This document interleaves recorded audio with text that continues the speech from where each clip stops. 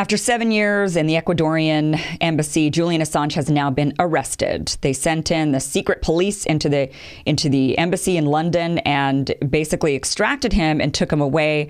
He was arrested for failure to surrender to the court in June of 2012, which is when he went into the Ecuadorian embassy. That's when he started to take refuge there. He was supposed to surrender to the court and be extradited to Sweden for a rape charge.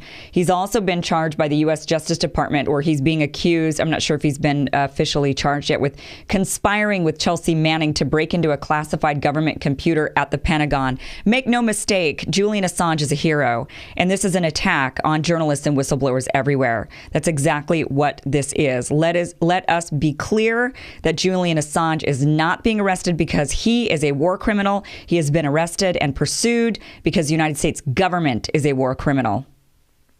So let's go over exactly what Julian Assange did and what led up to this. So Julian Assange, if you've just had no idea, is the founder of WikiLeaks, and WikiLeaks is the online publication news organization where whistleblowers are able to leak information, including documents. And this is where Chelsea Manning and there's numerous leaks have happened through WikiLeaks. And information we would have otherwise not had, extremely critical information that really tells us what our government has been up to. And a lot of it is extremely sinister and disturbing. So let's go over exactly what Julian Assange has exposed to the American people and really to the world that we otherwise would have been oblivious to. The Iraq war logs is one of the biggest things that WikiLeaks actually exposed. It was the largest military document exposure. This revealed in these 300 and something thousand pages, they revealed the deaths of thousands, and I mean thousands, 150,000 Iraqi civilians from the Iraq war.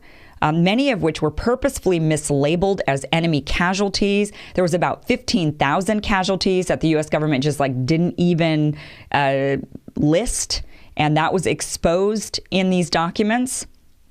Plus, the documents showed U.S. authorities' failure to investigate hundreds of reports of abuse, torture, rape, and even murder by Iraqi police and soldiers. An absolute failure of our military during this war. Absolute crimes against humanity, war crimes, despicable, non-heroic type stuff. So many of us, we keep wanting to think that the U.S. military is the heroes. Captain America, that's kind of how we envision it. And it couldn't be further from the truth when you read these logs. 150,000 civilian casualties in that war.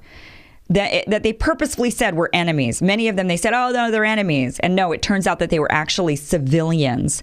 Also, the documents showed that the U.S. troops killed almost 700 civilians for coming too close to checkpoints, including pregnant women. They shot and killed pregnant women who came too close to checkpoints. These pregnant women were being transported to hospitals by Iraqi men, and they were shot dead by U.S. troops. That's our American government, everybody. Our military, everybody. These documents exposed what our military has really been up to. The documents described torture and abuse of Iraqi detainees, including electrocution and executions. They were able to leak video footage of civilians just being indiscriminately killed, including journalists. The documents, moving on, in WikiLeaks, they also leaked to the Tunisian people just how corrupted their government was, which actually sparked a Tunisian revolution. The Tunisian people had a pretty good idea that their government was already corrupted, but the WikiLeaks documents actually showed specifically what their government was up to. The corruption in the banking system, in lending, in confiscation of things that the government leaders wanted. If they wanted your boat, they would come and just take your boat and they would use it for themselves. And these documents showed that. And that sparked a revolution in Tunisia. That was something that those people deserved to know. And WikiLeaks made sure they knew it. WikiLeaks exposed an EU military plan to destroy boats transporting refugees and migrants trying to leave Libya, trying to escape Libya to come to Europe. the EU military had planned to destroy those boats, killing everybody on board. And WikiLeaks exposed that plan. Julian Assange is a hero. He exposed NSA's extensive spying on U.S. citizens and global leaders. We all know about this, how our government had been spying on us extensively. They were supposed to be spying on people around the world looking for terrorists, and instead they were spying on all of us. They also were spying on leaders around the world like Angela Merkel in Germany. This was exposed on WikiLeaks. Also, they exposed the CIA's spying and cyber warfare. WikiLeaks exposed the DNC for its bias against Bernie Sanders in favor of Hillary Clinton, which was an absolute attack on our democracy, an attack on our process. And now, after all of this, after everything Julian Assange has exposed about the government, it put him on the enemy list. He was considered an enemy of pretty much the Western world. And he had to escape and hole himself up in Ecuador, the Ecuadorian embassy in London, where he'd been for 7 years. He'd been holed up for 7 years. Could you imagine? 7 years imprisoned, essentially, in the Ecuadorian embassy, trying to seek refuge away from actual prison, because you know that the authorities are after you and they're going to make up whatever they possibly can in order to throw you in jail because they view you as a war criminal, when in fact they are the war criminals. So Julian Assange, 7 years holed up in Ecuadorian embassy. And the new leader of Ecuador, the new president, decides that he's had enough of Julian Assange. He wants to get in the good graces of America, apparently in the Western world, and decides that he's going to revoke Julian Assange's asylum, which was called out by the former president of Ecuador, Rafael Correa. He tweeted out, "The greatest traitor in Ecuadorian and Latin American history, Lenin Moreno, allowed the British police to enter our embassy in London to arrest Assange. Moreno is a corrupt man, but what he has done is a crime that humanity will never forget." That is absolutely right. And the reason this is a crime against humanity is because this is a crime against whistleblowers and journalists who are seeking to expose the truth. And what they are trying to do is silence the truth. They are trying to tell you that if you dare cross us, we will come after you. You will have a miserable life. You'll have to be holed up in an embassy. And then eventually we're going to get you and we're going to put you in prison for God knows how long. That is what this message is. The fact that they'd been hunting him down and forcing him to live in the Ecuadorian embassy to begin with for 7 years, just like Edward Snowden is having to seek refuge in Russia right now. This is what the American government does to whistleblowers, to people who tell the truth. This is our government. This is our government. What are we doing? What are we doing? Why are we supporting this? Rafael Correa, again, the former president of Ecuador, also said in the video that he released, "This will never be forgotten by the whole of humanity. One of the most heinous acts, the fruit of civility, vileness, and vengeance." And that's exactly what this is. This is vengeance against Julian Assange for exposing the war crimes of our governments and the war crimes of the EU, the war crimes of the Western world. Correa added, "From now on and across the world, scoundrel and betrayal can be summarized in 2 words, Lenin Moreno." And where are all the American leaders speaking up about this? Where is everybody?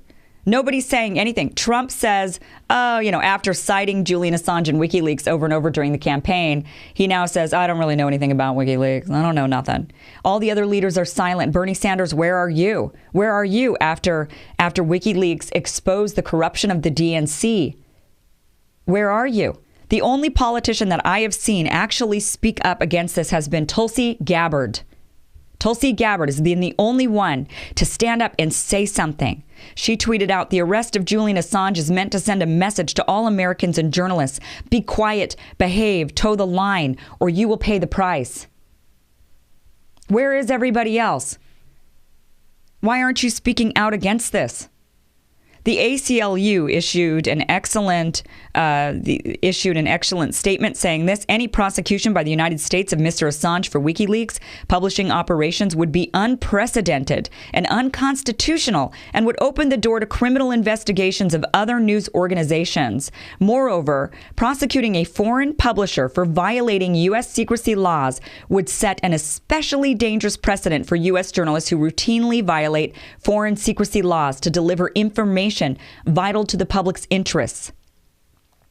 The journalists that expose what, places like Russia or China or other countries around the world, the journalists that go and risk their lives and their jobs to expose this are now being told essentially by the Western world, by the British government, by the U.S. government, by many others in the Western world that they are not safe. This sets a precedent that these other countries, when they say, we want our people, we want those journalists, we want those U.S. journalists who've exposed our secrets, we want you to extradite them to our country. How are we going to say no to that when we demanded it? When we said, we want Julian Assange, give us Julian Assange. And when they hand him over, how are we ever going to then turn around and say to China, nope, sorry, we're not handing you over our U.S. journalists? This is a dangerous precedent for the United States.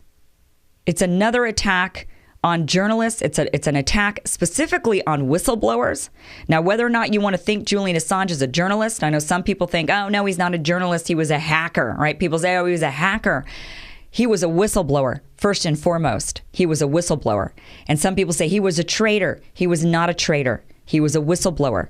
Julian Assange did not expose anything that put people's lives in danger. He did not expose operations that put military personnel at risk, that would have been to benefit some foreign nation. He was not working on behalf of a foreign nation, exposing us so that a foreign nation could infiltrate us or bomb us or know our locations or anything like that. That's what a traitor is. A traitor turns over their own people to an enemy. That is not what Julian Assange did. Julian Assange showed that our government and our military has been an enemy to others, an enemy to the American people. That's what Julian Assange exposed. He exposed that he didn't expose us to enemies. He exposed that we are the enemy. And instead, he was made a villain. He has been made an enemy. And now he's in custody. And where is everybody at? Where are all the voices? Where are all the politicians speaking out saying this is an injustice? Julian Assange is a hero. And what he exposed through his WikiLeaks organization throughout the years to the American public has been necessary and needed. How else would we have known any of this stuff? How else would we have found out? And it was because of an organization like WikiLeaks and a man like Julian Assange who was willing to risk everything to be holed up in an embassy for 7 years to now be kicked off to prison. How many of us would risk that? How many of us would actually, if we were put in his position, would risk our lives, would risk our comforts, would risk our routines to expose what the U.S. government has been doing and what the military has been doing and what the European governments have been doing? Julian Assange is a hero. Where are our politicians? Where are the other journalists? Everybody needs to speak up, because we can't allow this to happen.